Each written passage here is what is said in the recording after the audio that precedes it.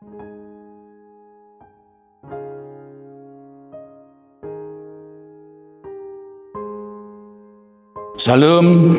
selamat pagi saudaraku yang dikasihi Tuhan Yesus. Biarlah saat ini kita pakai untuk mendengarkan firman Tuhan yang saya akan bacakan dari kitab Daniel pasal 2 ayat 44. Demikianlah bunyinya, tetapi pada zaman raja-raja, Allah semesta langit akan mendirikan suatu kerajaan yang tidak akan binasa sampai selama-lamanya, dan kekuasaan tidak akan beralih lagi kepada bangsa lain. Kerajaan itu akan meremukkan segala kerajaan dan menghabisinya, tetapi kerajaan itu sendiri akan tetap untuk selama-lamanya. Saudaraku yang kasih Tuhan, Daniel artinya adalah Allah adalah hakimku. Allah hakimku artinya bermakna sebagaimana dengan hidup dan kehidupan Daniel, dia selalu bergantung kepada Tuhan. Sebagaimana kehidupan Daniel, demikianlah kehidupan orang-orang percaya yang terus sampai saat hari ini setia kepadanya, kepada Allah yang kita kenal dalam Yesus Kristus Tuhan kita, agar senantiasa hidup kita bergantung kepada Allah. Daniel artinya Allah hakimku juga bermakna bahwa seluruh hidup kita, masa depan kita adalah terletak di tangan Allah yang Maha Kuasa.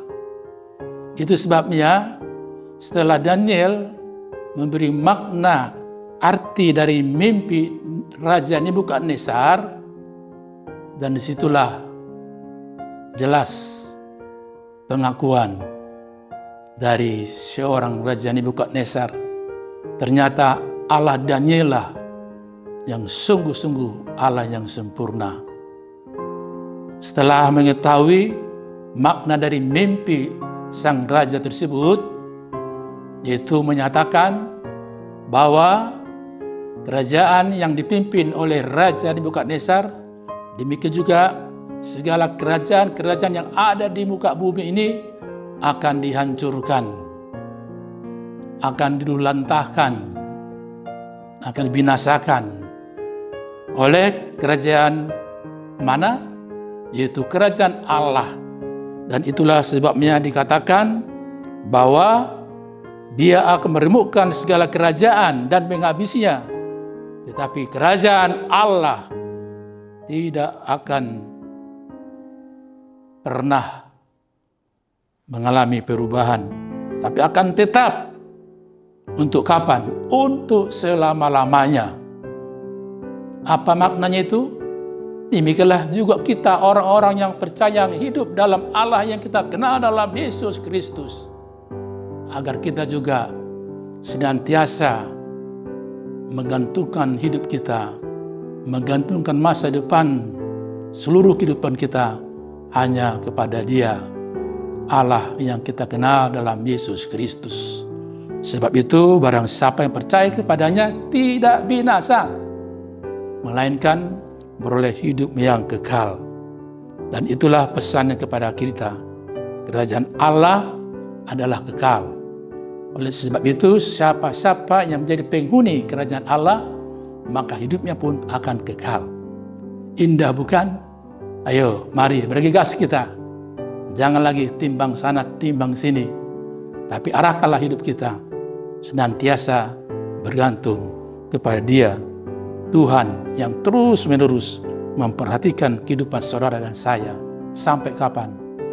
Sampai Dia datang kembali. Tuhan Yesus memberkati kita semuanya. Amin. Kita berdoa.